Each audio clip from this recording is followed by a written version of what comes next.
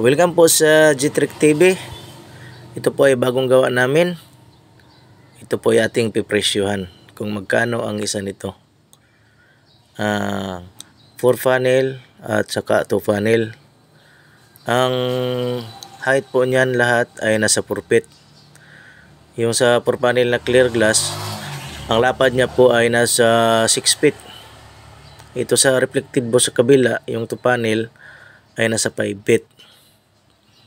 Clear glass ng request ng may-ari kasi sari-sari store po dyan. Mas malaki yung opening niya pag 4 panel. Fix at side. Itong 2 panel ay sa may kwarto niya. Request niya ang reflected blue para hindi siya makita sa silid. Itong dalawa na ito ay ang ating pipresyuhan kung magkano itong dalawang ito. Ang 4 panel po mga kalods, iba po ang square foot niyan. Ang 2 panel iba rin ang square foot kasi ang 4 panel nag-additional na tayo ng mga aluminum. At mamaya malaman nyo kung magkano ang square foot natin sa 4 panel.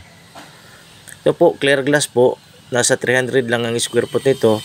Additional lang tayo ng 20 pesos because of 4 panel. 320 na po ang square foot niyan. Ita times lang natin mga kalods. Ang 4 feet at saka 6 feet ang lapad niya sa clear glass. 6 by 4 po. Tapos ita times natin kung magkano.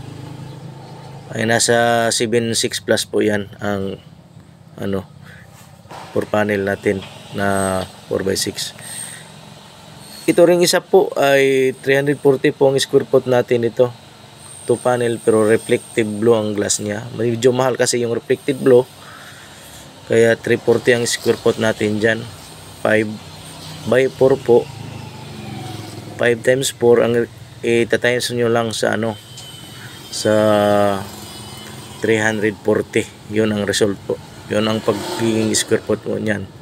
Maraming salamat mga kalods. God bless everyone.